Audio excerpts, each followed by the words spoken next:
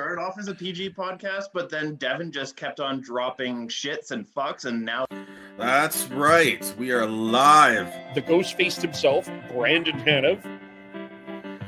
This isn't like the start of last season when it looked like the Canucks were just a beer league team not playing defense at all. And just before Chris goes, I'm kidding, Chris, you can actually go now.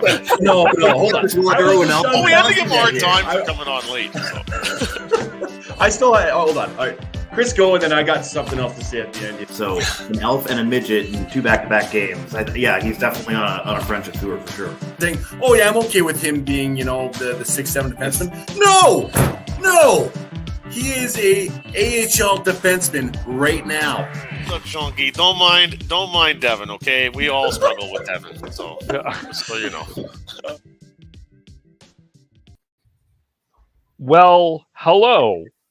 It is welcome to the Shifts and Pucks podcast. You can follow us on Twitter at Shifts and Pucks, Facebook.com Shifts and Pucks, YouTube.com Shifts and Pucks, Twitch.com Shifts and Pucks. You can subscribe wherever you get your audio. You can join us on the Area 51 Sports Network. We are 1 hour late, and it is all my fault. Sean is going to blame himself in some ways because he's distracted by things, but I had to stay a little late at work today. For those who don't know, I am a traffic anchor currently at News 1130, and the drive person called in sick, and I had to jump in. A weekend, my 5th shift with News 1130, and I had to try to drive the bus. So the people in Calgary, you got some great traffic. The people in Vancouver, you're all confused. I'm sorry. Just kidding. I think it went somewhat okay. I mean, when you drove the bus, did you cause an accident and cause a pileup on the Trans-Canada? There may have been one, yes. I don't know if I caused one, though. But it actually was kind of a quiet day overall, so it wasn't like... it wasn't scary. Not that I would have been scared anyway. It's fine. It's, that's life. Sometimes you get thrown to the wolves, and, sometimes you have to be tossed on the first line as a rookie, and you guys got to do and make the best of it. So, hey, that's why we're late. No, I did not drive the bus into the Newton wave pool, Dylan. Anyway, we've got lots to get into. There's no Tyler. There's no Devin. We missed them. I feel like they're going to be like celebrity guests in the future or something. But Chris is here. Chris, you've got to be like, what am I, chopped liver? Well, I was getting to you.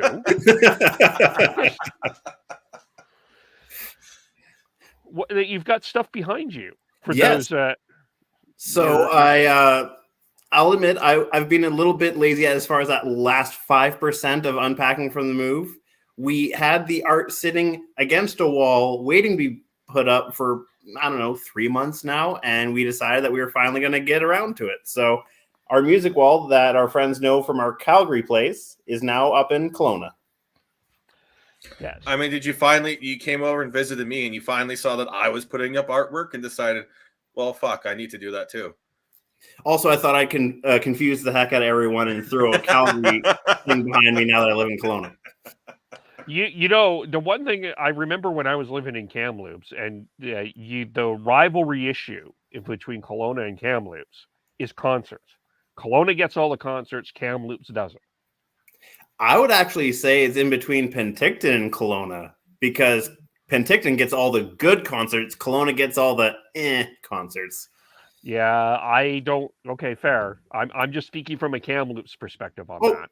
Totally fair. I'm only speaking from my experience so far being here in Kelowna. But to prove my point, I believe in the next week or so, Ringo Starr is playing Penticton. Oh, interesting. It's damn great that actually people can go to concerts. Yes, as a diehard concert lover, live music fan, I am very much liking the fact that I can go to live shows consistently again. I think it's great. It's a lot of fun that people are actually going out. I mean, I think today the Canada released the COVID mandates, and I mean, you still, if you want to wear a mask and do all of the things, but they're basically saying we're good to go. Touch wood.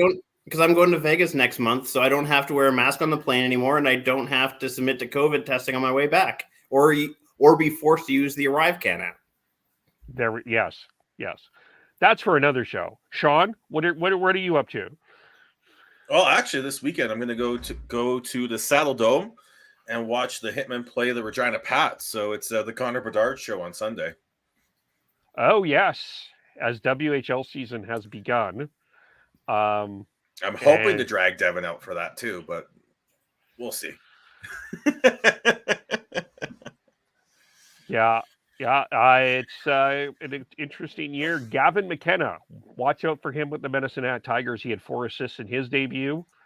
And he's, I think, 14, 15, something like that. Yeah, pretty sure they can't play it as 14. I thought I saw someone tweet it was 14, and he's a youngster. He was the first overall pick. So, and then we've got from Whitehorse. He's a Dylan Cousins. He's the Dylan Cousins fan for sure. Yeah. He is 14, but he is actually 14. Turns 15 in December. God, I'm old.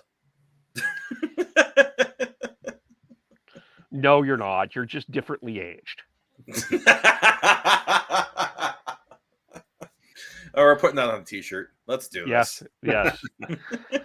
Yeah. So, I mean, hockey back. That game should be at the Saddle Dome. Well, wherever arena that they're using in Calgary at this particular point. For all the games. And yeah, so we've got lots to get into. As if you have any questions and stuff, we've actually have some training camp started. Training camps lasted a day. Then we got into games, and we had some split squad games. The Flames played. The Flames took a young. I wouldn't say a younger team. Took an AHL team. They took their AHL. It was the Calgary Wranglers against the Vancouver Canucks in Vancouver, and it was the Abbotsford Canucks essentially taking on the Calgary Flames in Calgary. And we'll start with the Canucks. I think the big concern is Ilya Mikheyev and seeing how long he's out. He took a hit. And shoulder collarbone area. I'm hoping it's not too bad. Yeah. How long was McDavid out? Because he had the clavicle, which I believe is the medical term for the collarbone. Oh. I want to say that was like a quarter to a half of a season. So I'm hoping for it not being broken. Yeah, no, there was no word on that. It sounds like it's not as bad. I think they just pulled him for precautionary reasons more than anything else. It's a fucking preseason game. Yeah, doesn't matter. Yeah, but we also thought that Brock was precautionary and he had surgery and is now out for several weeks. So yeah, but I'm going off of very reliable Canucks insider and friend of the show, Rick Dollywall, who said it looks to be day to day for Mikheyev. So there was a lot more it felt like a little more uncertainty with Brock before they announced the hand surgery. Yeah. Yeah, so I guess in terms of I don't think there's really much to say. The first half of the preseason, and we're going to have a discussion about the length of preseason and how long it is. But the first half of the preseason is essentially about the Abbotsford Canucks / Calgary Wranglers and who's trying to make that impression and push in a little bit. And then you got the PTOs. You got Danny DeKaiser on the PTO. So let's start with the game in Vancouver between the Flames and the Canucks. We'll just focus on the Canucks here for a second. Thought Podkolzin showed well. I really think Connor Garland's going to be a nice add on the left side. Goaltending was solid. Bit of a mess up on Spencer Martin on the Flames' second goal. Yeah, the Ben Jones second goal. Yeah, that wasn't that. That's some preseason rust that Ian Clark will just we'll get out of him with some more drills. But and Silovs looked good. Not sure he had much, but I'm not sure he had much would have been able to do much on that overtime goal, especially because it was what the hell was that? The refs were in preseason form on that quote unquote tripping call. Yeah, even Vasily was like, "What?" I was watching it from a pub, and I wasn't really paying too much attention to it, but it looked like they were trying to show two different ones. Like, could it have been this? Oh no, maybe it was this. So even it felt like even the broadcast was a little miffed on what the call was, but it's a split squad preseason game, and yeah, you saw glimpses of what the especially early on what that Mikheyev Kuzmenko Pedersen line could do, and if they can harness Kuzmenko, there's something there. There is talent for sure. You can see it. It oozes from him. It does. And I know Rutherford talked today. Sorry, I interrupted. He talked a little bit today, according to Rick Dollywell, about him taking long shifts, and then a number of people started trying too much as well. Apparently, yeah. That's not a bad thing. Go ahead, Sean. Sorry. Well, yeah, I think it was a combination of those. It was trying too much and staying out too long. But again, a lot of that is how much of that game was special teams. I want to say it was like 7 per side during. Yeah, it was 8. It was 8 penalties. I think 8 penalties each way. So we're talking about essentially half the game on penalty killer power play. It was rough to watch. But then again, that's preseason. We've got the standard in September, which changes to the standard in October, which changes to the standard down the line. But yeah, you really saw a lot. I saw a lot of potential with that line. Really hoping that Mikheyev is only day-to-day, because I really like the makeup of that line. You've got Kuzmenko, who has a lot of skill and he can play off of Pedersen. They've got Mikheyev, who's got wheels. Oh my God, Luis Mendoza. He's got Luis Mendoza type wheels, where you can just the chip and charge will work because he has the wheels to make it work. And Petey, as skilled as he is, when the Lotto line was at its best, it was him and Miller, Petey and Miller, that were basically grinding it out and then firing it out for Brock to shoot. And Kuzmenko's got a shot as well. So I really like the makeup of that line. I'm really bummed about Brock because I was really interested to see how that line worked out. And then you've got Podkolzin with Horvat and Garland, and I really like.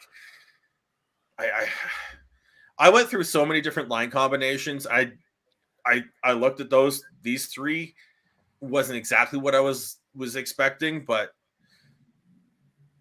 yeah, man, I'm excited. But the big issue is still going to be if they can break out of their zone quicker. Rutherford did talk about he didn't like the pace of the game from the Canucks side of things, and a lot of that is breaking out of the zone, being able to defend properly, get the puck back as quickly as possible, and break it out quickly. They didn't have OEL or Hughes playing in either game. Rathbone looked good. Kalyanuk looked solid and I think that's something for Abbotsford. I think that he's going to be something in Abbotsford this year, someone to watch in Abbotsford. But they really need to find a way to break out of the zone quicker. If they can't, it's going to be a slog. They've got the offensive tools up front. It's finding a way to get the puck up to them without them spending too much time in the defensive zone. Fair enough. And I was also really stoked to see how Arsenault was trying to ruffle some feathers on the Flame side of things to find a dance partner, and he finally did find one. As Heidi's dad would call him, Vincent Arsehole, and I think he should. I absolutely love that. Like, I think it's perfect. He is he's an AHL goon, for the lack of a better term, and that's what it works in the AHL. But Zadorov wanted nothing of him. Lucic was able to goad him into something else, but then he just absolutely tuned Klapka. Like, I'm surprised Klapka even got up from that one punch. Oof. Yeah, that southpaw definitely caught him off guard. Well, yes. Just I want to get back to Rathbone for a quick second. He's ready. He should, and I know it's one preseason game, but based on the presence that I saw at Jack Rathbone, he should be on the Canucks club. He should be there. What will be interesting for me is how they set up the second power play unit. Because I think we're all expecting Hughes to be at the top of the first power play unit, and they'll have four forwards. The four forwards I think are still up in the air. With Boeser out, I'm pretty sure we're probably looking at Kuzmenko in Boeser's spot. And then I think you go OEL and Rathbone up top. On the second unit, you probably having Garland. Podkolzin will be your net presence for sure. I'm really interested to see how they set up the power plays once everything gets going here, because especially if Rathbone's part of the top six, which I agree, Kev. I think he should be. The big question is, who's going to be on that second pair with Tyler Myers if they end up sticking with OEL and Hughes on that top pair? Well, they've had De Kaiser playing with them the entire training camp and that preseason game. Whether he sticks with the club or not, it seems like if he does stick with the club, that might be what Bruce is thinking. I have to agree with Elias. I know that I don't think they're playing him with Tyler Myers, but ultimately it might have to be. I wasn't sold on Danny De Kaiser. I wasn't like, yeah, this is a guy, he should be on the team. I don't see him as, like, if you're a PTO, I would think that you would have to show much better than someone that's on the lineup. And I can't say that I saw De Kaiser better than anyone that would have been in that lineup. Like, I can't say that. Bruce also, I think, said in the post-game presser that he looked a little nervous to start the game. So who knows? Like, he might not, make the cut, but I was just saying, like, there's been enough of a pairing of those two put together so far that if he does make the cut, I think that might be what Bruce is up to, but I'm not saying it's solidified in any way, shape, or form. I think I liked De Kaiser on the PK. I think he showed good reads there. I just him coming off back surgery and all that, I don't think he's got the skating anymore. So I think if he can find a way to compensate for that and be a much more positionally sound player. And especially if that's the case, that lets the Chaos Giraffe just run. That'd be fine. That's actually a good pairing in terms of combinations. And then you've probably got Rathbone and Shen, or Rathbone and Poolman on your third pair, which is, I think, works as well. But it's just, does he have the skating? That's the question with the Geyser right now. Does he have the NHL caliber skating? And then if he doesn't, who slides in there? Is it Dermott? Do they try a Poolman Myers pairing with Poolman on the left? It's such a clusterfuck outside of that top pair if they're going to go OEL and Hughes. Which is why I want to see them try a couple more pairings and maybe separate OEL and Hughes if they can't find that right pair for Myers, because we know OEL and Myers works. It may not put OEL in the right OEL may not be in the right position there, because he has to be a little bit more stay at home, because Myers is going to be a bit he likes to jump up into the rush as much as OEL does, so that's it. But they work. They were a pretty decent pairing together last year. So I want to, even though I understand why the Canucks want to put together a potentially a very skilled top pair, maybe you need to go depth, just like they're doing with going Miller, Horvat, and Pettersson down the middle. Well, you also know that Hughes and Shen can work. You could put OEL on the right side. Yeah. And you could put, I don't know, I wonder what a Rathbone OEL pairing might look like. Man, there might be I think with Rathbone, I want to see a Shen or Poolman on his right side, to allow him to just be more aggressive. That's the success that Shen had with Quinn. Exactly, and that's also why I think it's smart of them to try and see what they have with the Kaiser as a defensive defenseman to maybe release Myers up the ice, because right now it does seem a little bit clusterfucky outside of that top pair what they currently have. But I would have to correct you there, Sean. I'm pretty sure a Chaos Giraffe gallops and not runs. That's very true. That's very Gallop, true. Tyler Myers, gallop. It's a very awkward gallop too. Yeah. Well, hey. Yeah, I mean, and you still, Kyle Burrows, I think, will have something to play in there. Maybe. I think he's ideally our seventh or eighth defenseman. If as a depth piece, he's not a top six, I don't think. But that once he does get into the lineup, that he'll do his best to stay there by crashing, banging, and doing what he did last season. I love Kyle Burrows, and I think he's going to be someone. I think he will be the 7/8 defenseman for sure, because he's going to be able to step in and be that stay-at-home sort of rough and tumble defenseman that he was last year. But he's not someone I want in the top six right now. I don't have the same steadying feeling that I did last year at this time, when Devin yelled at me for saying that Luke Shen would be an okay bottom pair defenseman. Are you talking about our intro clip when he said that he was an AHL defenseman?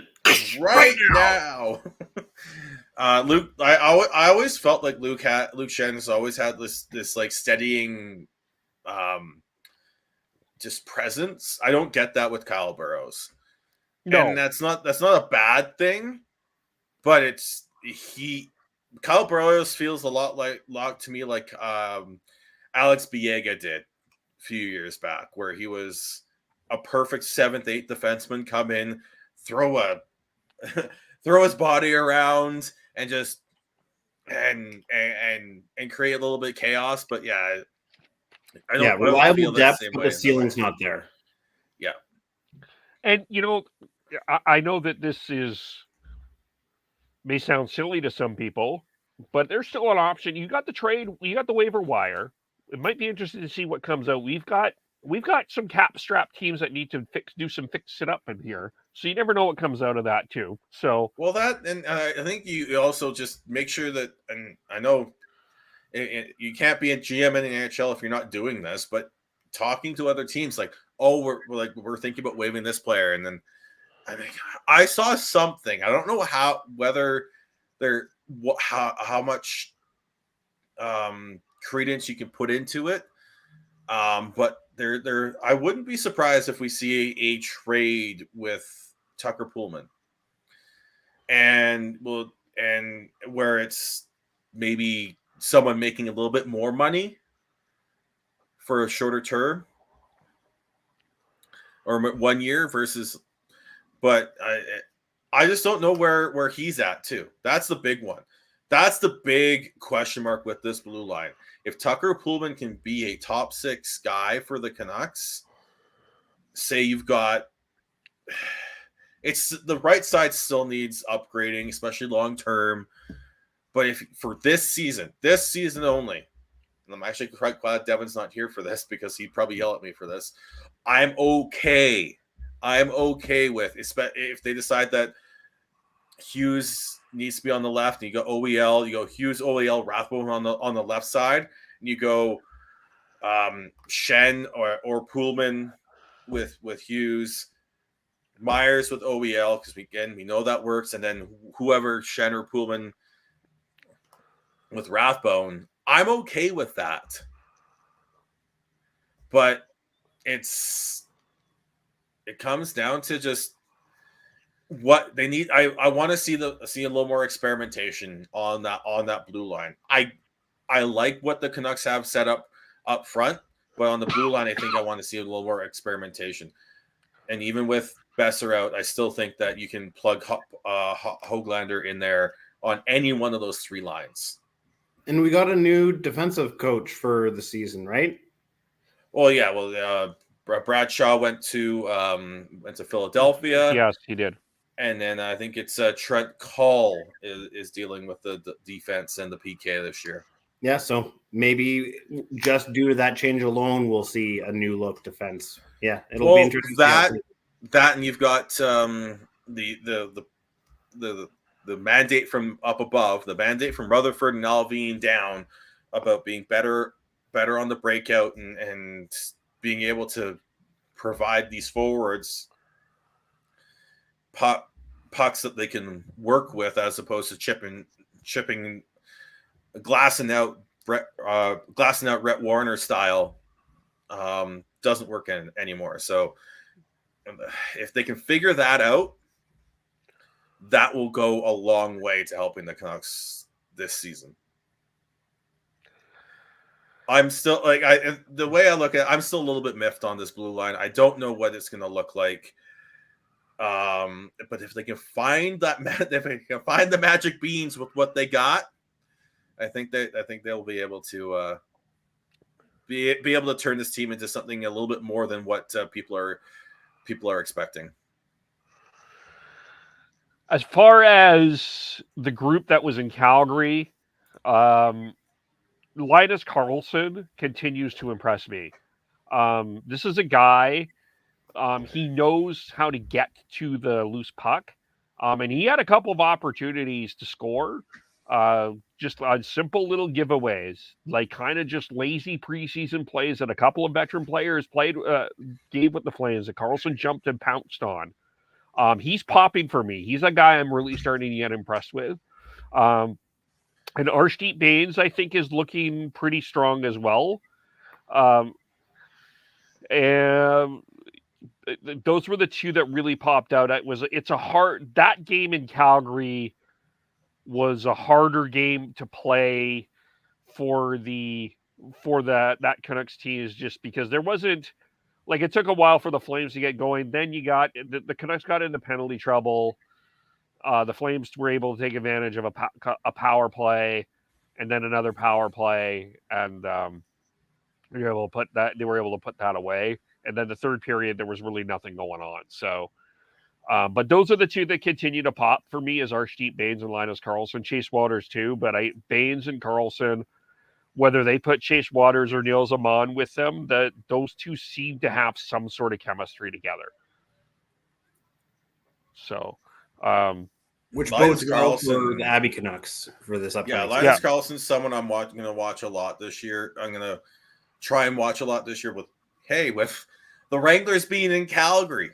I'll be able to go and watch a few games up close there. And I'm really interested to see how he looks this year, because man, I remember when that trade happened, and because you had Jonathan Dahlen who wanted out, and I was listening to the morning show on 650 this morning, and I think Jason Bruff had a really good point. If they want out, get them out of here. If there's issues where they do not want to fight through, get them out of here.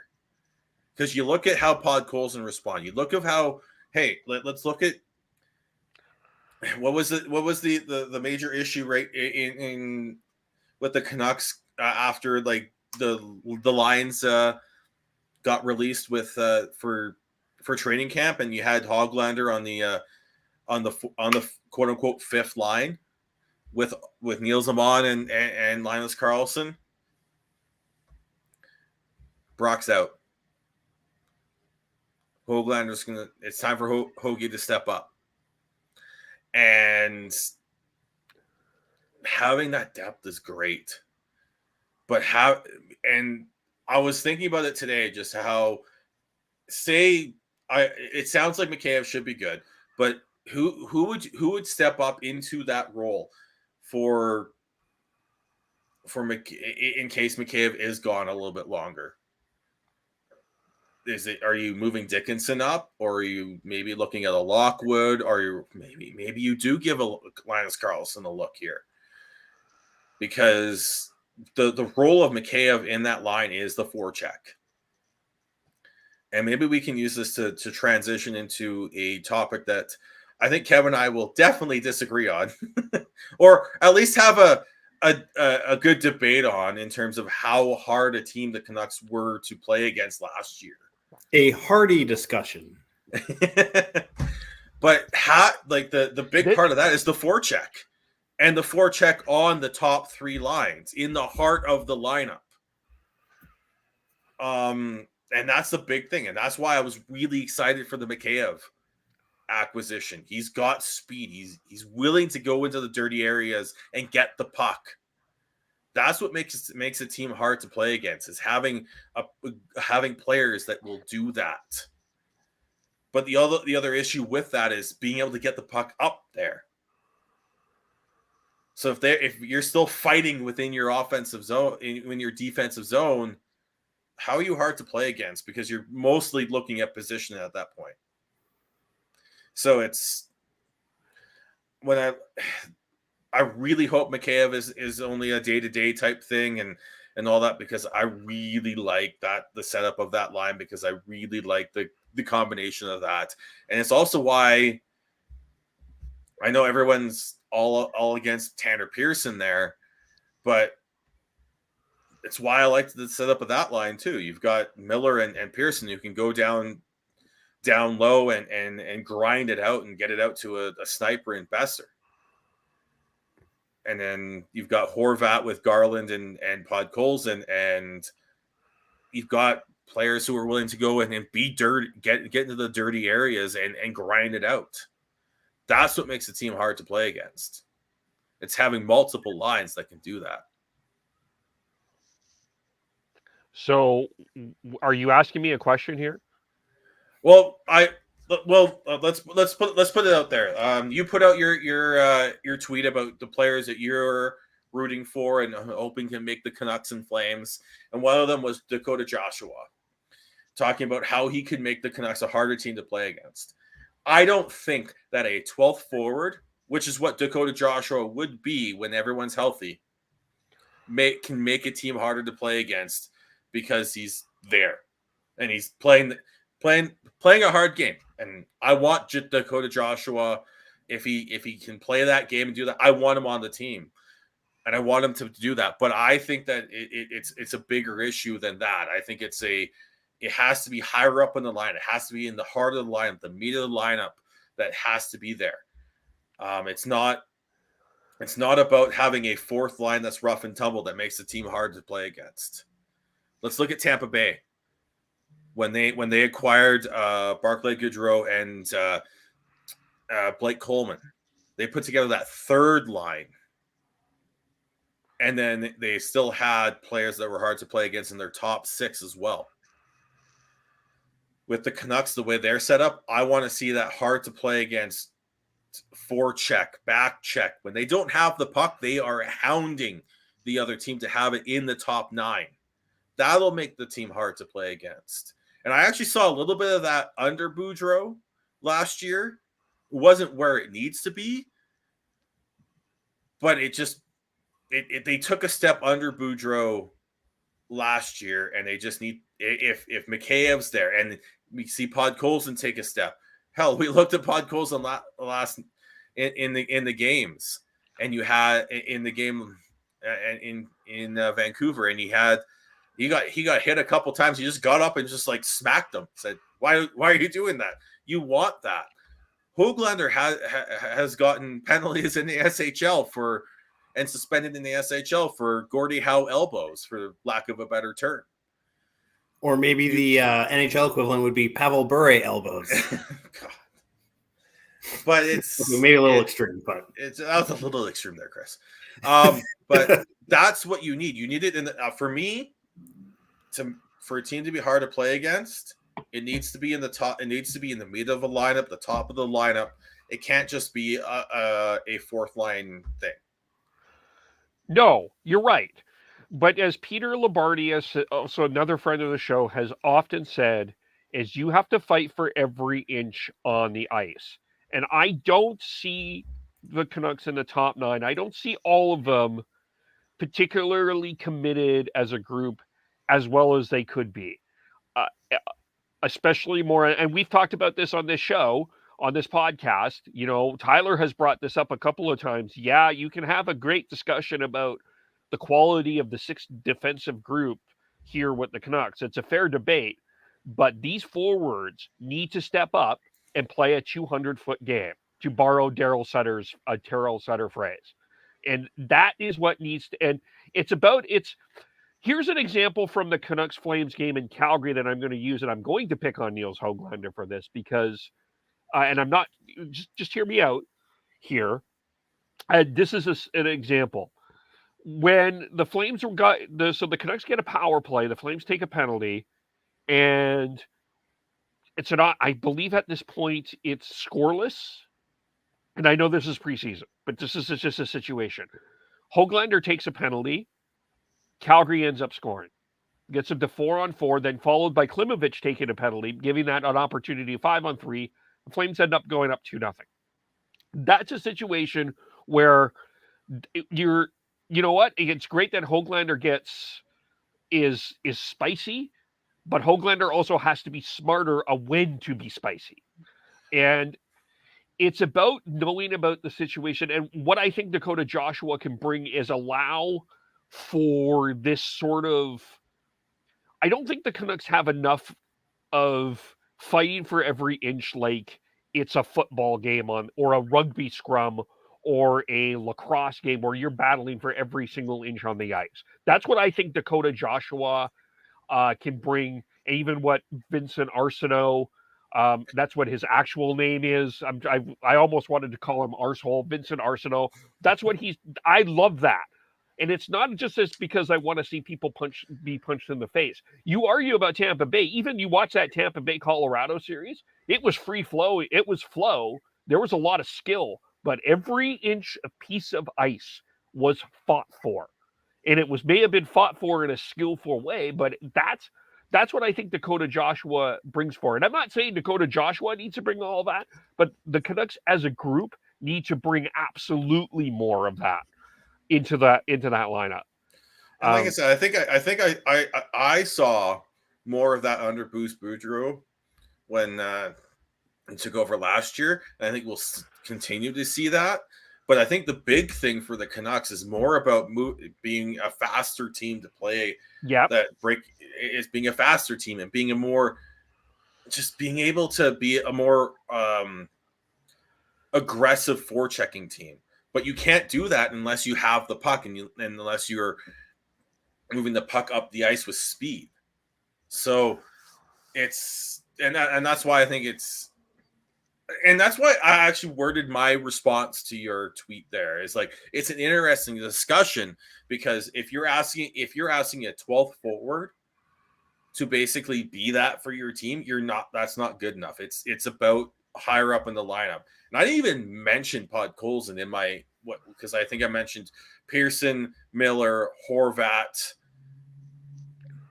And so I didn't mention Podkolzin, but he's a big player in that too, because he needs to be taking that next step and being a little bit more of a pain in the ass to play against. And when he doesn't have the puck, he's being positionally responsible, but still hounding the puck carrier when he can. Like that, and that's every forward in that top nine, which is why I like the way they've set up those top nine, the lines in that top nine. And if Boeser's out, and like I said, hopefully Mikheyev is only day-to-day and will start the season, I honestly think you just plug and play Höglander in that spot where Boeser was. And I know that there was media out there that are saying, oh, you can't just take the forward from the quote-unquote fifth line to the quote-unquote first line. Stop, especially in the top nine, those top three lines. If you're trying to label them 1, 2, 3, it's fucking futile. Also, what happened? Those people were complaining when Yannick Hansen got his chance with the Sedins.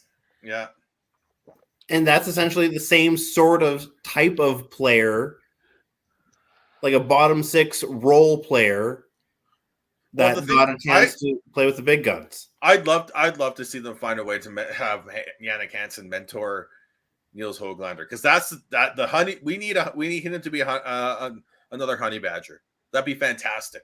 But a little bit of Yannick Hansen. A little bit of Yannick Hansen, but you have to find a way to do that in the right way. And Kev, you did nail it. Like, and you talked about Vincent Arsenault, but he took a double minor that put the Canucks down a man for 4 minutes because he was going after Lucic.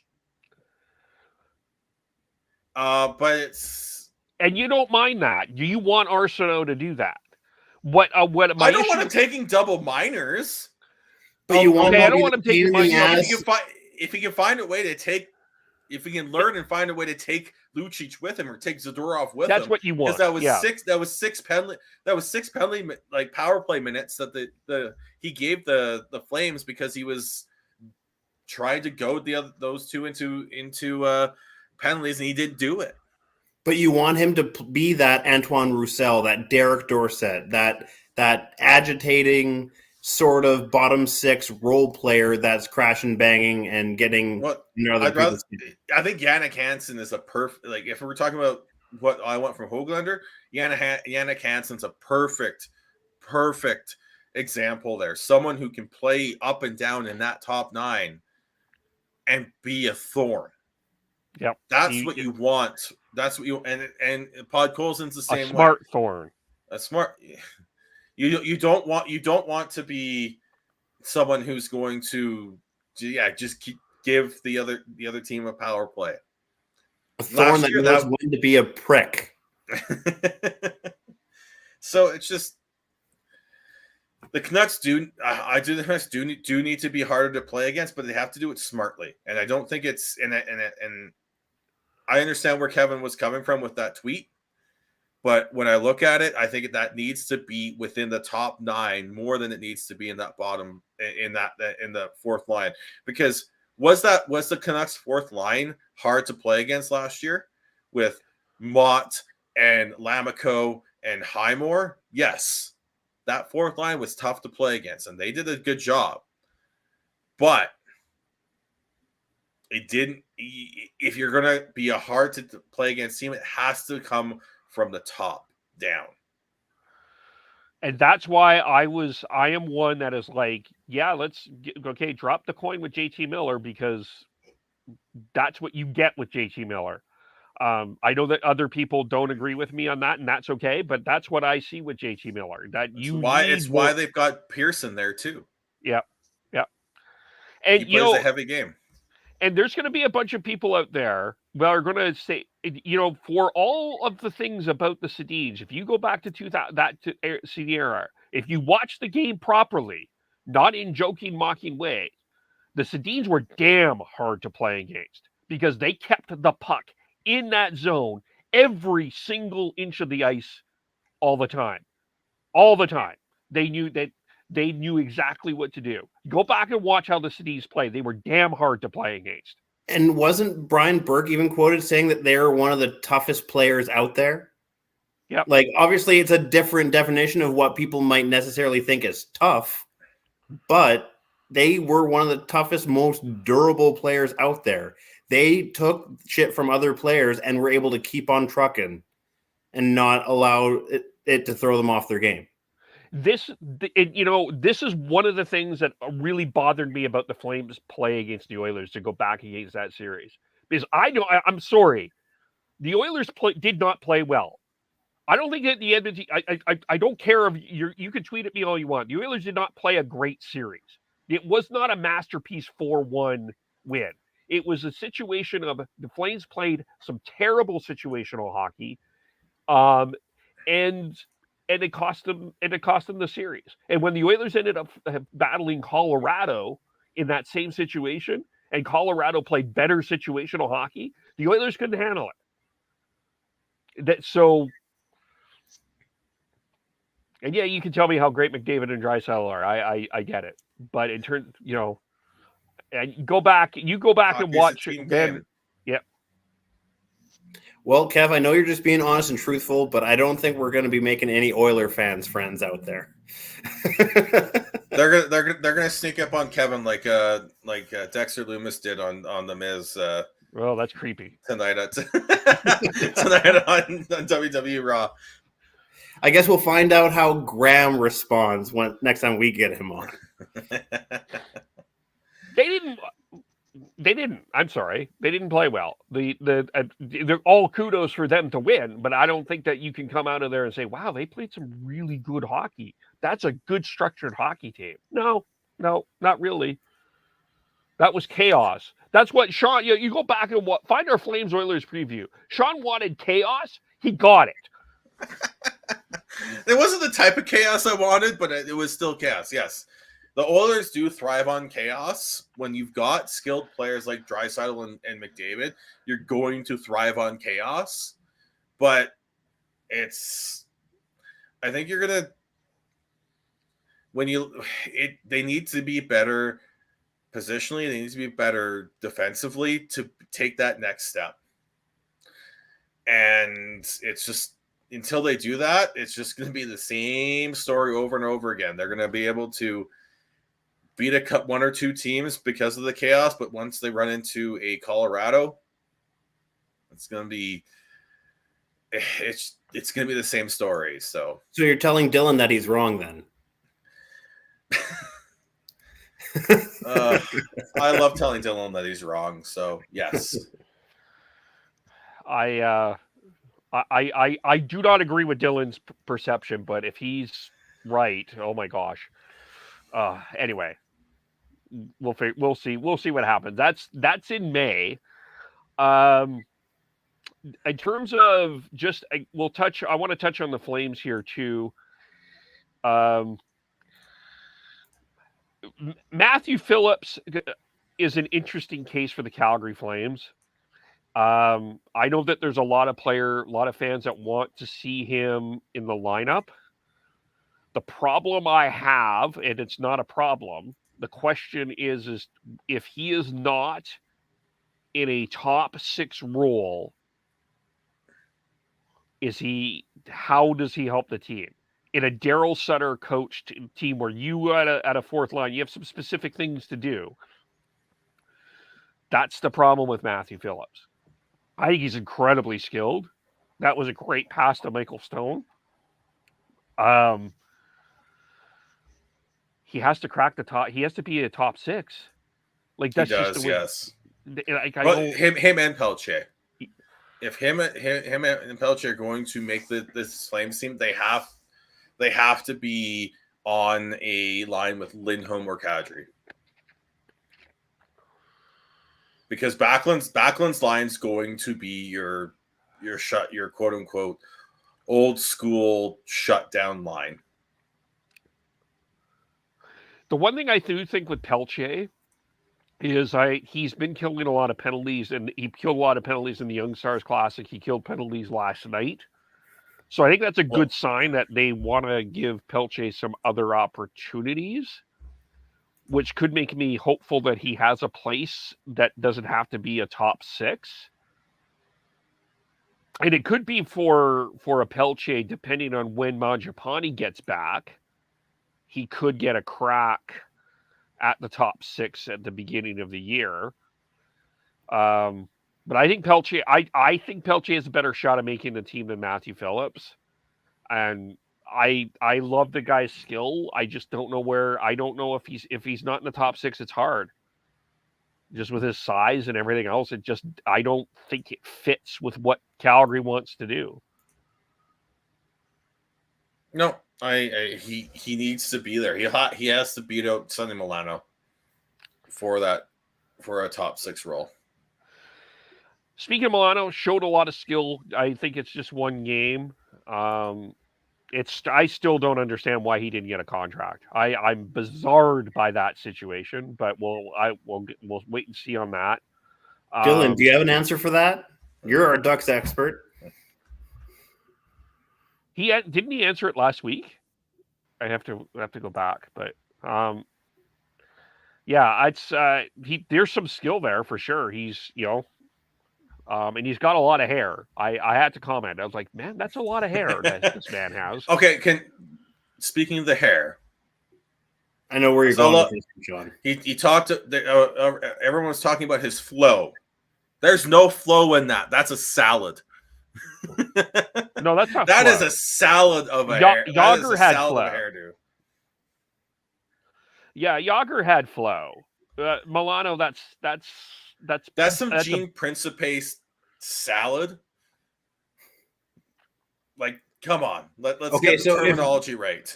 Okay, if we're calling Milano's hair a salad, then what is Eakin's hair?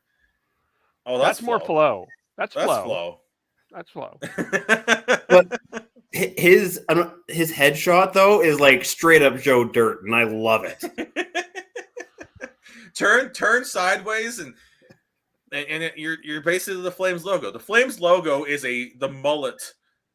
It's essentially a mullet. Come on, look at it. Yeah, mullet or not, and this will probably be an unpopular opinion, but I think Cody Aiken's going to make the team. I think he does too. He's the 4th line center. It'll be a battle between him and Ruzicka, but I think they'll be battling for that, and I still think Kevin Rooney gets in there as well. But I think Rooney will be on the wing, but I think Aiken will be a face-off option on that 4th line there. Yeah. Yeah, I see him as a 11, 12, 13 forward. I do think he makes the team. I think he's exactly what Daryl Sutter wants. And I know that there's going to be Flame fans that are not going to like that. Because again, Matthew Phillips, but it's Daryl wants something specific. Daryl wants a specific structure from this club, and then Cody Eakin's going to fit it.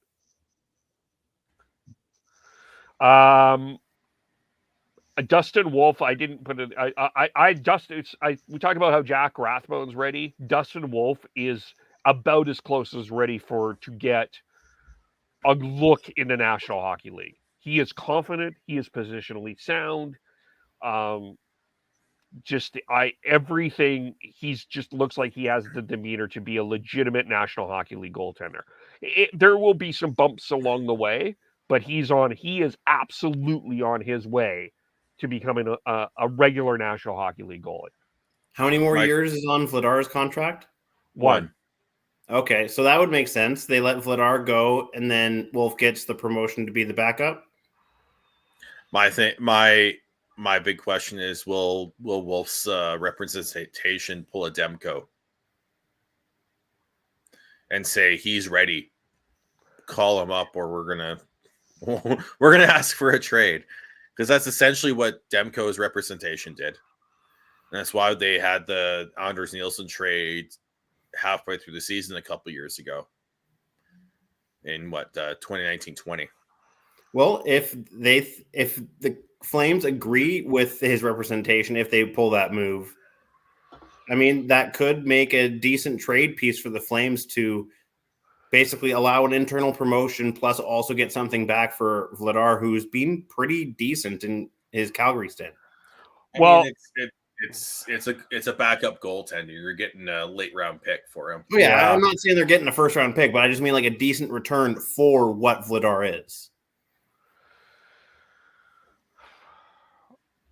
I think what's going to be, I mean, we'll do a season preview more. We'll dig into this more with the Flames, but I think what the question is going to be how much does Markstrom play this year?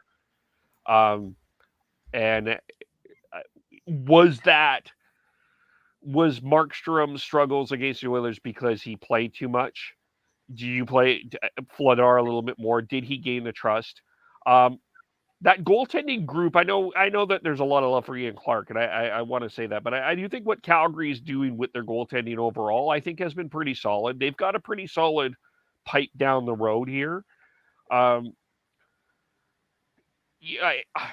mean, Markstrom's got what, 3 more years, I think, on this contract? I think that sounds right in my head. Yeah. Because we went through this last episode. Yeah, he's got 4 more years, so 3 years after this one. Does he at do it? $6 million, and I honestly think you're looking at Wolf pushing for starts, even starting next season. Yeah, I his agree. Position is the way he reads the play, and his positioning is so fucking good. When we were watching the Young Star, I was watching the Young Stars game between the Flames and Canucks, and it was Wolf versus Silovs. And Silovs was ready to play well, but there were still times where he was scrambling and making saves. Wolf wasn't doing that because he was reading the play that much better. I think the Flames are gonna have one hell of a tandem starting next season. Maybe even starting into this upcoming season. Wolf's got 2 more years left on his ELC. So that 24-25 season, when they've still got 2 more years left on 2 more years left with Markstrom at $6 million, and you're likely going to be looking at Wolf having, I'm going to say, over $2 million, and at that point you're also looking at a bump in the salary cap, so maybe 3. If it's going up as much as they're suggesting it might be in 3 years' time, yeah, that's a legit possibility. Yeah, I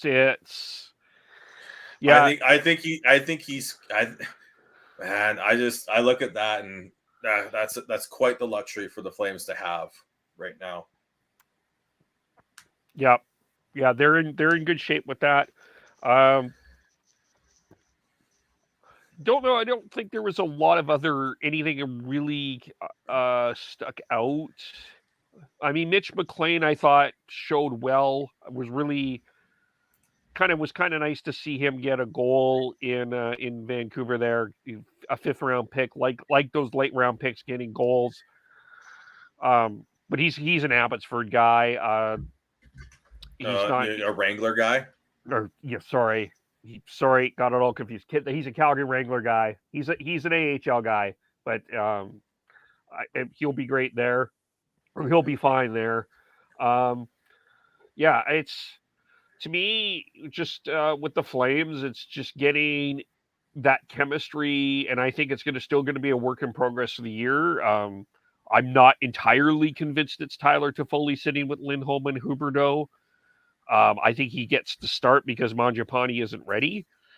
Well, to me, it sounds like they want to pair Mangiapane with Kadri.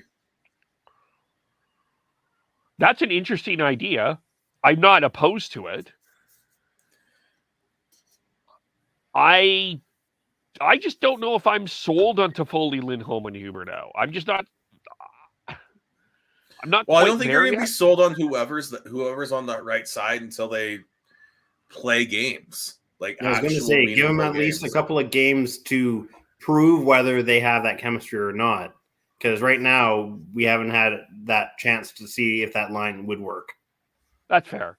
I'll give it the breadth it deserves. But that's the whole point with the Flames issues right now is that right side. You've got, I think they're going to start the season with Hubert or Lindholm Toffoli. You're looking at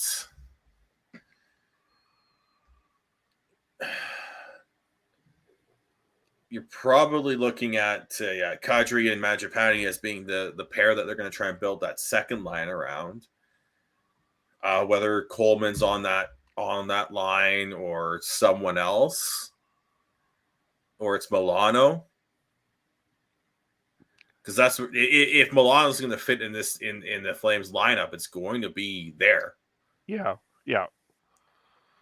And if he doesn't, that's a spot for Phillips or Peltier. And then you've got Backlund with Dubé and Coleman as a third line. If you can find that's someone to step into that second line role on the Kadri line, that's a good top nine. Yeah, that's a pretty intimidating third line for sure. Yeah, it is good. Yeah. And then you've got Lucic, Lewis, Ruzicka, Eakin, Rooney to build out your fourth line. Yeah, Brett Ritchie's still around too, but I would. Oh, Brett Ritchie. Yeah. There's the battle for the fourth line. I think that's going to be that will be somewhat interesting and probably somewhat disappointing and predictable for a lot of Calgary Flames fans. But that's what Daryl Sutter wants. Has something specific in mind for his fourth line, and let's look at the practice lines today for the Flames. Were Hubert or Lindholm Toffoli, Dubé, Backlund, Coleman. They had Milano with Zary and Eakin. And then they also had Lucic, Rooney, and Ritchie, and Pelche,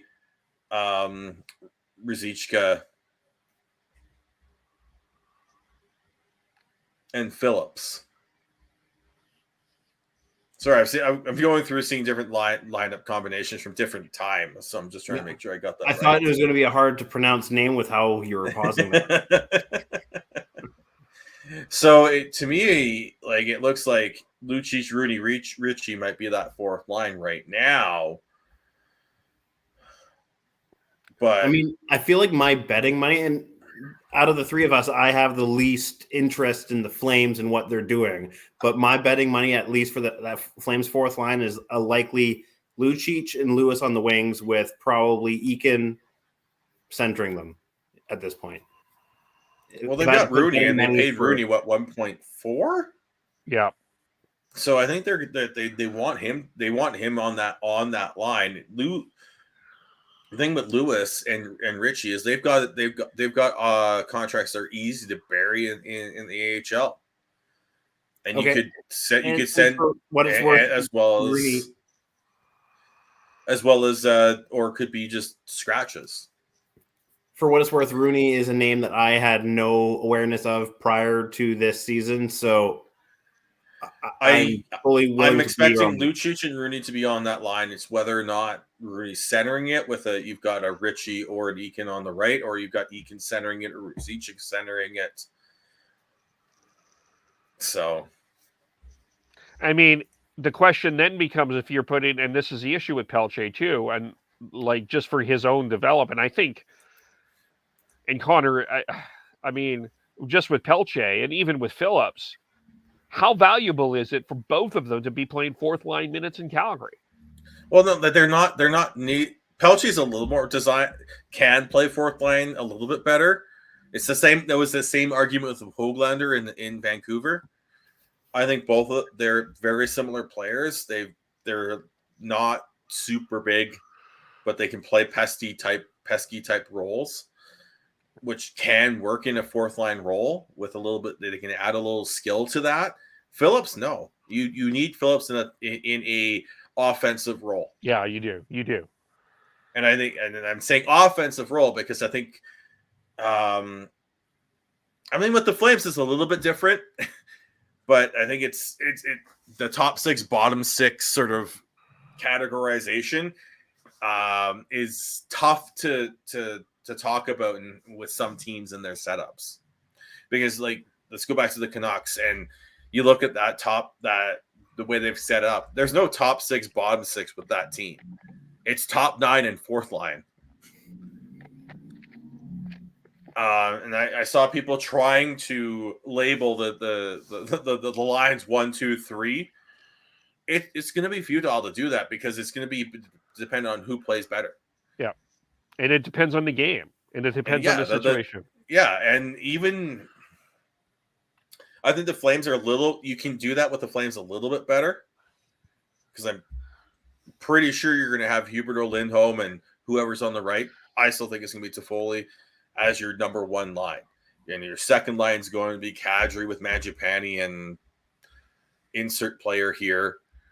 And then you've got Backlund as a third liner with Dubé and Coleman likely.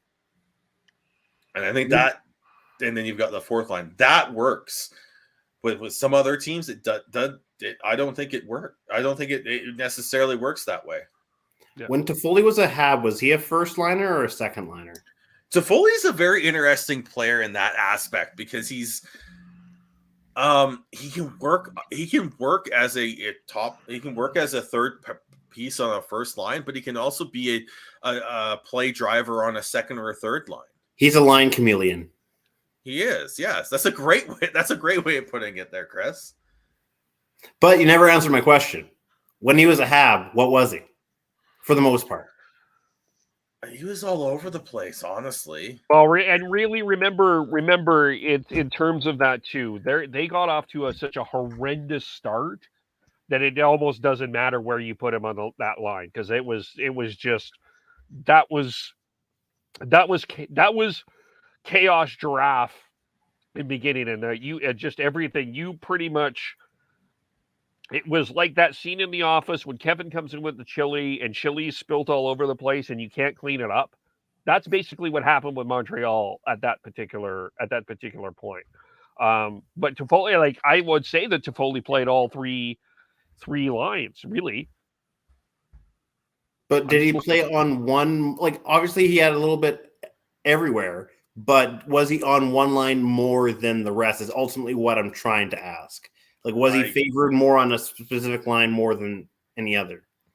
Trying to pull that up, Chris. There's fair enough, and it doesn't have to be answered live if it's too hard of a question. It was just the top of mind curiosity. Well, I really wish that these a lot of these. I will. The one thing I will say though, one of the other issues with that question, which is a fair question, he was injured last year. Well, I'm trying to pull up the Canadian division season because that's a better idea of what they were trying to do with him. Mm-hmm. But I'm really, there's no easy way to do it other than continue to just for the Canadian division season. That was the season that they made it to the Cup final, right? Exactly, which is why I'm trying to look that up Yeah. as opposed to that's ultimately the season year. I was asking about. Yeah. I just wanted to make sure that my mental, like my memory was lining up actually with like what happened, and it wasn't being distorted by my memory. Hey, Daily Face Off. Let me give you a suggestion. Okay, this is free. Have a yearly line combination. Like, have yearly line combinations so we can scroll each year and see where someone would fit. You're welcome. Like, he did not play with Nick Suzuki. No. Well, no. Well, hold on here. Had that wrong. Hold on. Wait, I know what to do here. This is okay. That's here. He didn't play much with Nick Suzuki. I mean, I totally didn't mean to throw us into the ditch here. Well, there's no we got 3 minutes until Kevin needs to give us a traffic report on the ones, so it's 1 minute away. He didn't play with the no.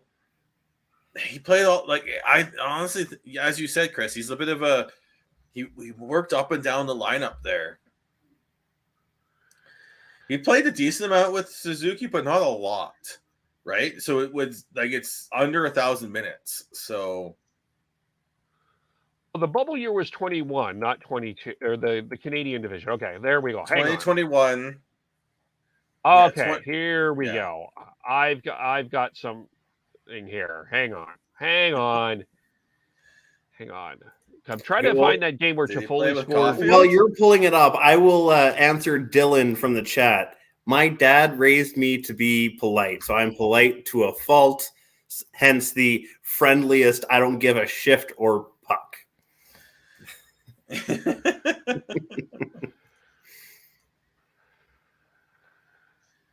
Just give me, sorry. I'm trying to remember, okay, because, yes, okay.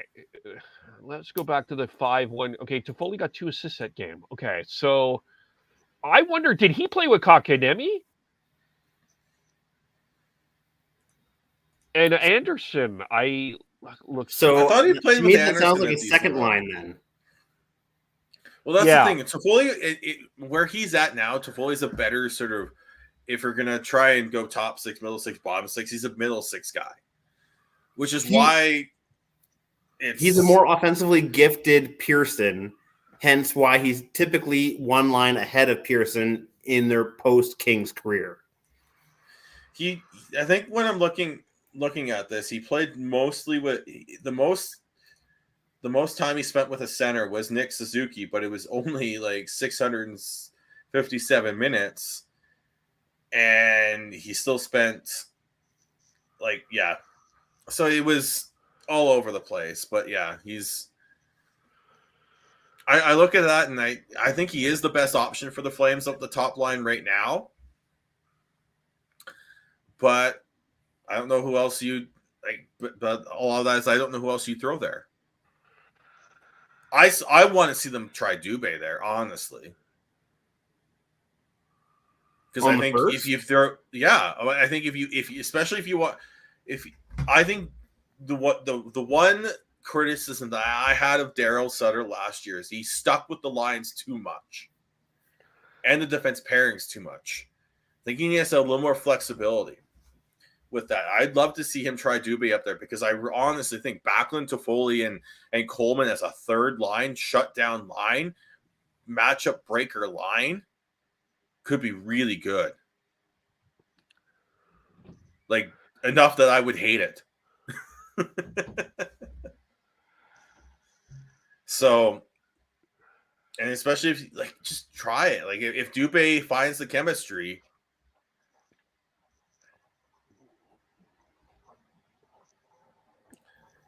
But that also is the big thing is, like, there's one spot in that top 9 that's available for someone to take it with the Flames. So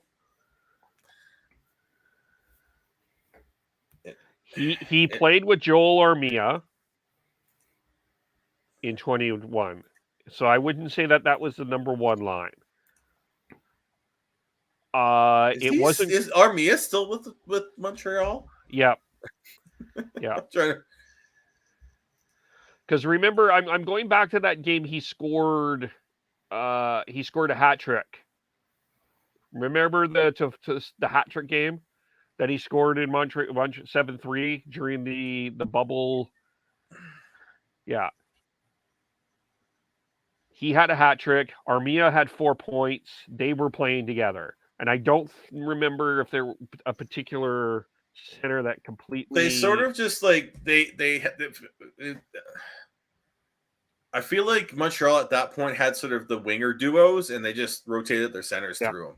Yeah, I think it was Suzuki that played mostly with that pair, but they still played others.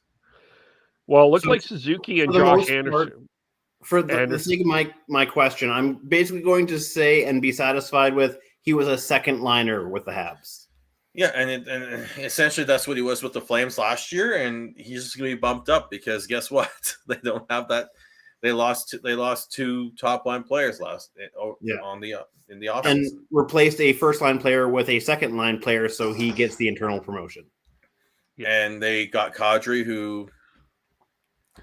That was the second line acquisition that I was talking about. They basically swapped out a first liner in Kachuk for a second liner in Kadri.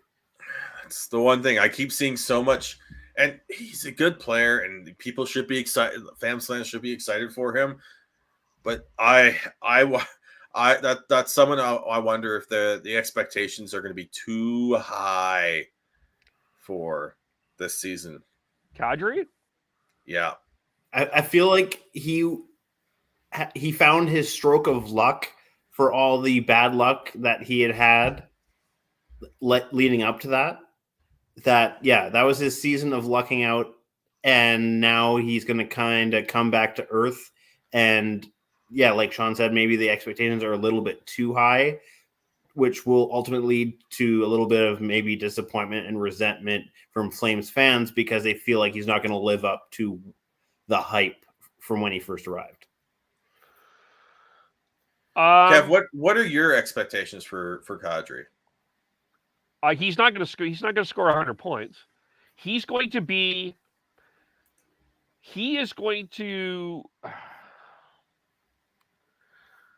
I'll say this. I don't think the Flames are going to score as much as they did last year. Like, I don't think that this is going to be a team we're going to be sitting here and having conversations about 100-point players. Maybe. I mean, I think Huberdeau is a 100-point player. I think Lindholm's a 100-point player. I think Kadri is just going to bring. I think 85. I expect 85 points for Kadri. That's my number for him. I don't think he's going to be over 100. I'm taking the under on that. Okay. He's never hit that before. Like, he's never hit 80 points in his career before last season. He's never been on that pace before last season. Yeah, I don't expect a high offensive. I expect a really strong all round game from Nazem Kadri. I'm not expecting 100 points. There's 2 different teams, right? Colorado and Calgary. I think where I'm going to be grading Kadri the most is not at the start of the year. I mean, if you look at Blake Coleman, he didn't get off to a great start with the Flames, but as he got on, he got better. I think that's what to expect from Kadri. He's not going to blow the doors off, right? He's also coming off an injury, so it's going to take him a little bit, and I think that's why I'm in the 80-85 point range. Oh, I think you're lucky if he hits 65. Whew. Oh, this is a bet. Where's like Devin? Honestly, Kev, look at this. Kevin, Devin. Look at this. Like, look at his career. Look at his point totals in his career. Yeah, he's never been a point per game player until this past season on one of the best teams we've seen we've seen in the last few years. No, that's behind, fair. Which is why I'm saying if you're saying 85, he's still a point per game player. Like I think you're lucky if he gets to 65. Well, if you're playing him with, I think I never really thought about Kadri Mangiapane as a possibility, but I think that's aligned with a lot of chemistry. And even 65 would be his. What would that? Stupid fucking bubble and COVID seasons. I'm trying to think. Throwing off averages. Yeah, averages. Like here, because he had 36 in 51 and 32 and 56 in those 2 seasons. You take those out, his career high was 61 in a full 82 in a full season. Who did Kadri play with in Toronto? Who were his main line mates? Oh, where's Devin? Where's Devin when we need him? He was He was on the second line. I think he was. Yeah, but still, I don't see it. I don't see him being a point per game player. And I'm not saying that that's as a bad thing. Like 60 points is still a fucking good production for a second line player. But if you're expecting 80 points from him, man, I'm sorry. That's exactly the point I've been trying to make. The expectations for Kadri are just like the rent. They're too damn high. Well, I'll say this. If Kadri gets 70 points and the Flames win the Stanley Cup, that's not going to be disappointing for me. Well, if he gets 70 points and they lose out in the first round, what happens? We'll have to see how he played. Look, has Daryl Sutter ever cared about 100 points? No, which is also why I think it's if you're expecting 80 points, you're going to be sorely disappointed. Which is why I'm thinking 60s. Here's how I propose we resolve this. You guys make your bet, and then we find out how it plays out. God, I'm making so many bets, and I can't even remember how many.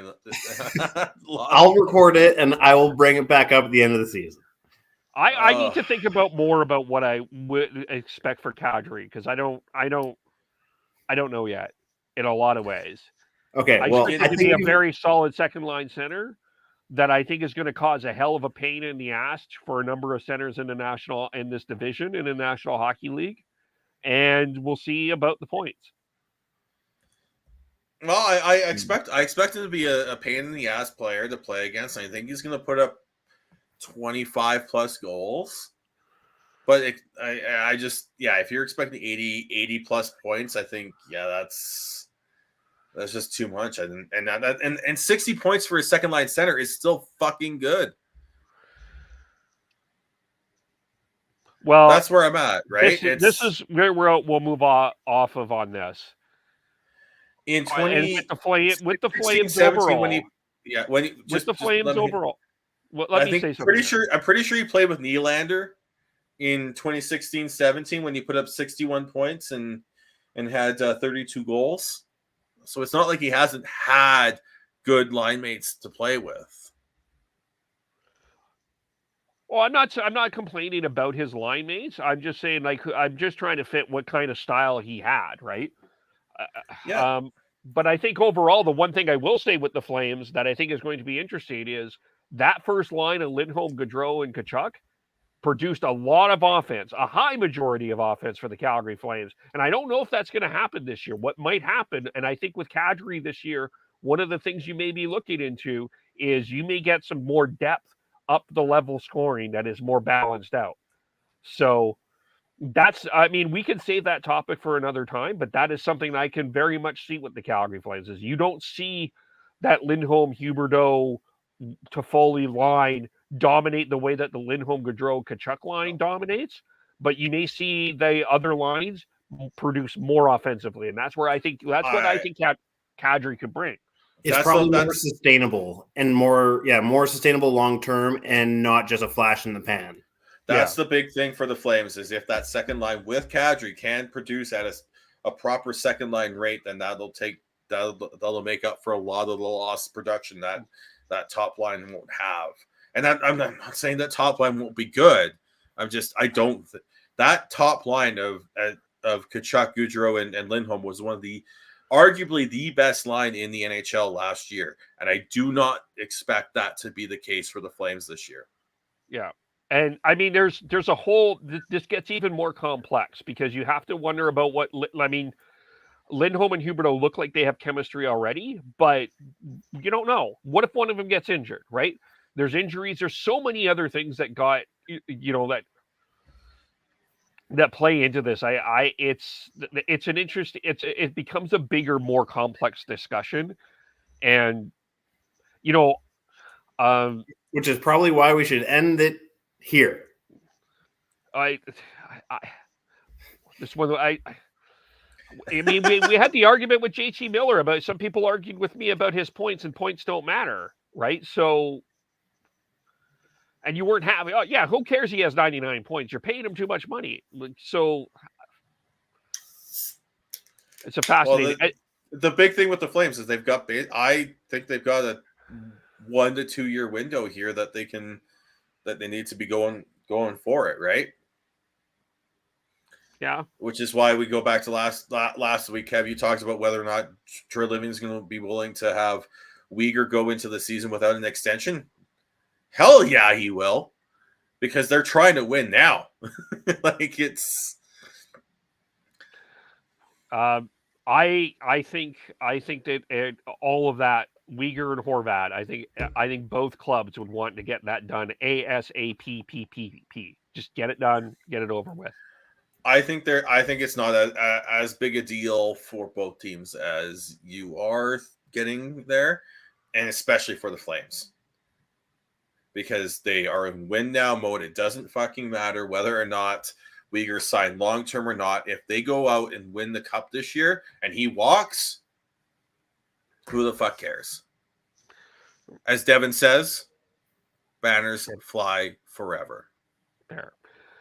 Okay, in the spirit of Chris, let's move on, because he's the face. There's only Flames talk I can keep up with. There's like 2 topics that I think we need to get to here, and we're at Chris's almost limit here. Yeah, I like 90-minute podcasts, and we're 3 minutes shy of that. So let's go. We were getting there. How this preseason length? I don't have a problem with 8 games. It's understandable. I know that people want to get into the regular season. I'm a huge NFL fan. You watch the first 2 games of the NFL, 2 weeks of the NFL season. It's, if you're a Denver Broncos fan, you probably would have liked one preseason game with Russell Wilson having some sort of time with the offense before he got into Seattle. That's their fault for not playing. Was that a coach decision or a Russ decision? Well, that I'm going to leave that for an entirely different podcast and just shut up, because the coach is the complete questionnaire in Denver. Anyway, I look at it as, would you rather all the media be covering these inter-squad games for 2 weeks, where these players are probably going not 100%, or would you rather them covering preseason games against other teams where they're going to be going, at least you're going to see a lot more closer to 100% effort, while also getting previews for kids that are getting time to showcase themselves, which I think is ideal for me. Like, I would rather preseason than an extended training camp, which is, I think, what Sean is essentially suggesting. I personally think like that 6 to 8 preseason game window is ideal. I'm perfectly happy with it. My only issue is just stop trying to sell us the tickets at full price. Yes.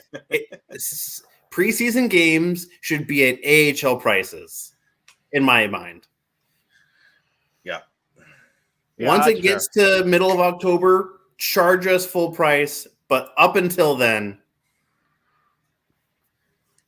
AHL prices. Yeah, I don't disagree. No debate there. The NHL Global Series. Is that what they're calling this? Is this the new World Cup of Hockey? Oh, the global. What? Okay, no, the Global Series. You've got the Sharks and the Predators going to the Czech Republic to start their season. And Dominic Hasek is playing hard to get.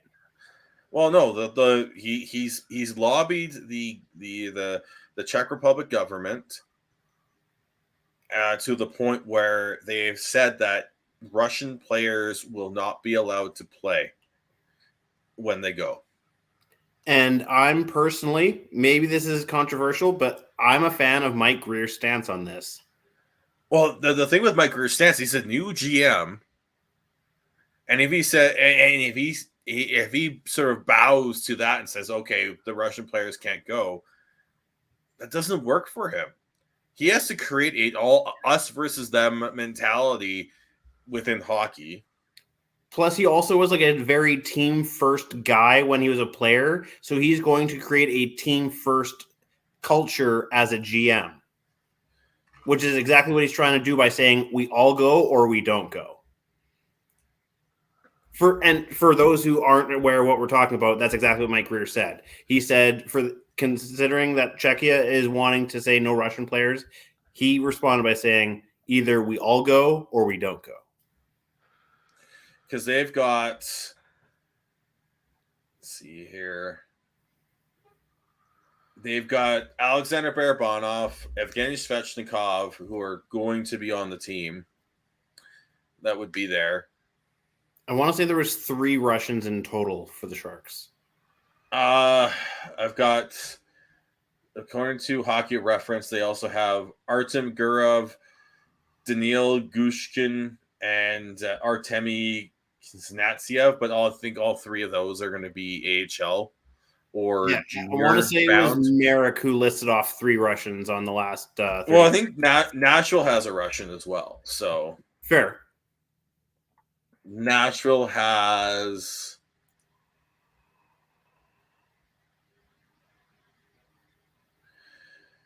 Yakov Trenin, which I think was one of the names that he listed. So maybe it was 2 Sharks, 1 Pred.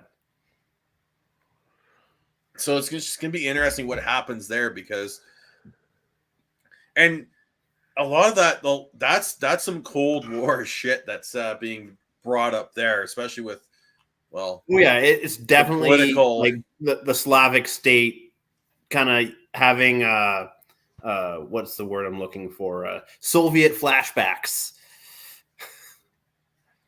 So I'm really interested to see what happens there. Mm-hmm. Okay, definitely. So let me play. I'm going to play cynic with Dominic Hasek because I mean, I know he's made this stance before. But does he make that stance with Alex Ovechkin coming to Czechia? I think he does. If anything, that would play more into his hand because it gets even more media coverage. Yep. I would honestly argue that Hasek would lean even harder into it if it was the Caps. Especially since Ovi is known to be a friend of Putin's, even if he is publicly anti-Ukraine war since it started. Yeah. And ultimately, I think that's kind of where my personal perspective on this comes down to is I understand sanctions against Russia as a country, but to punish individual Russians in this specific context, I think is misguided. I understand the intent, but I feel like it doesn't achieve what you want it to achieve. We're also 3 Canadians trying to talk about this. It's like us trying to talk, 3 white guys trying to talk about. It's so tough, right? And that's why the stance I'm taking is I don't know. I'm just interested to see where this goes because I completely understand Mike Greer's stance. He's a new GM. He has to create a team first attitude, and make sure that players don't feel left out. But yeah, you throw all that and like the whole, the Slavic Soviet bloc and Cold War aspect into that. Kevin, you're the only one can really remember some of that stuff. I was 3 years old when Soviet turned into Russia, so yeah, I can't really speak to it. So I just put it in there because I think it's something to watch. I think it's something absolutely very it's definitely noteworthy and very intriguing storyline wise. Yeah, but it's so tough to talk about. What would I do? Man, I think I would probably be very much, if I was in Mike Greer's spot, I would be the same way. But if he does that, what happens? What do Bettman and Daly do? Well, they do what they always do and just punt, right? And that's what it'll be like the Sunday nighter. Yeah, they'll punt and they'll have someone cover the ball within the 5, and everyone will cheer. Yeah, basically. Nashville's punting. They're saying, "Well, let the league deal with it. Whatever the league says, that's what we'll do." Yeah, I don't know. I got it. This is one I don't know if I have a really solid opinion one way or the other on. And that's totally fair. That's something. It's a tough one to have. And I think I just want to put this out there right now. Not knowing how to feel about something in this political landscape and social landscape that we live in is a very fair stance to take. We don't have to just take one side or there. We can say, I don't know, and I'm just going to listen. Although I agree with you there, Sean, but I will say the fact that I have the strongest opinion out of the three of us is especially stronger opinion than you, Sean. How am I the one that's picking a table and you're the one who's sitting on the fence, Sean? You know me. If I have an opinion, I'll let you know. I know. I'm just giving you because this is one of the few times where we're polar opposite of where we normally are. Yeah, that's true. Yeah, it's definitely something to watch for me because it's what happens. Do they end up moving them? Do they? I honestly, if Mike Greer is actually willing to commit to that stance, I imagine that the league will do their best to call his bluff and force him into sending no Russians, just to allow the league to make the money from the game that's already proposed to happen. But in both cases, like the only thing is in this case is it's one Russian each. Is it one of those situations that, oh my gosh, I can't live without them? Yeah, like I don't think any of the potential Russian players that would be in this game are of enough significance for it to actually affect the outcome of the game. It's more just a fact of the current polar political atmosphere of these general times that we're in right now that makes this a very intriguing story. Yeah. But ultimately, when it comes down to it, I don't think it's going to be big enough of an effect that it will ultimately be like some catalyst for change or anything like that. Yeah, I mean, I think there's a political opinion that you can have here. There might be a legal opinion that can be had on this too. I think that's and if there is, Daly and Bettman will find it because that'll be their stance is the legal one for sure. The legal one and the money making one, which typically go hand in hand. Yeah. Trennan scored 17 goals for the Predators last year. Barabanov scored 10. And then Svechnikov played for the Jets last year. Like they're And decent scored players, 7. but they're not like they're not OV level. They're not even Kaprizov level. Like they're not going to ultimately be the shakers and movers of this game, if you will. Yeah, I'm trying to be careful. I don't want to diminish them. I don't know. That's my position. I don't know. I think Chris nailed it. Whatever the legal what legal ramifications come from whatever decision they will do, it'll be the that's the whatever will be the least problematic legal wise will be what the NHL does. And ultimately, my betting money is Bettman and Daly will force this to happen without Russians. I'm not sure how, but that's where my betting money is. Yeah, we'll have to see on that. One story we'll save it. Well, we'll leave it here. Tease it.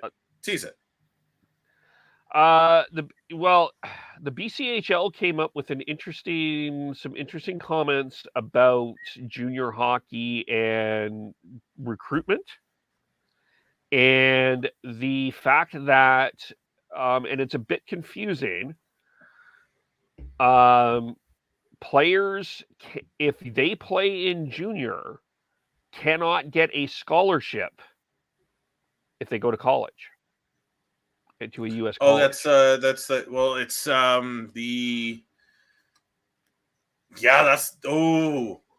that's something with the especially with the NIL program with the NCAA now, because that's why BCHL has been such a that's a good topic, Kev.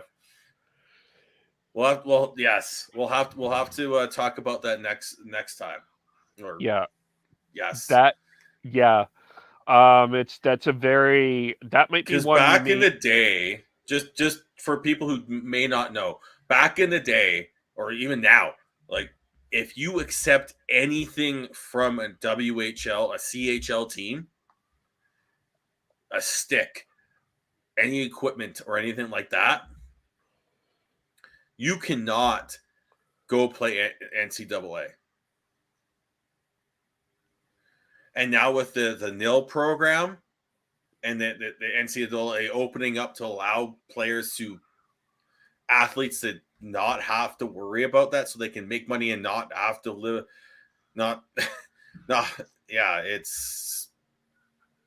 that's a good topic, Kevin. That's a great tease. Yeah, well, I may have a guest that we could, or someone I can bring in that has a little bit more knowledge on this than I do, but it's a story that came up today, and it's a very interesting question. Anyway, we'll leave it there as yes, that is a tease. Pay attention to that in a future episode. Yes, for sure. Speaking of which, we are trying to determine a schedule. I'm trying to figure out my schedule at News 1130. So it may not be Mondays. We're trying to figure it out. So bear with us as we go forward. It might be a little shaky over the next couple of weeks, but we will figure something out, and we will let you folks know when we figure it out. Exactly. There we go. Chris, you did it wrong. We will let you know. The listener. Yes, we will let you know. You listener. You. Yeah. This lecture that Brian gave should not only be to me, even though I'm the one with the diploma. All right. And I paid the big bucks. All right. How do we follow everyone? You can follow me at BeardyConnect03 on Twitter. I'm at Schneis on most social media. Tyler, TNOBLE, Devin, Gordhow09. I am KEVOLE, Shifts and Pucks on Facebook, YouTube, Twitter, Twitch. Subscribe wherever you get your audio, as well as on the Area 51 Sports Network. We thank you for watching, listening, and being patient with us. Please subscribe, please share, please tell your friends, and we will talk to you all very soon. Bye for now.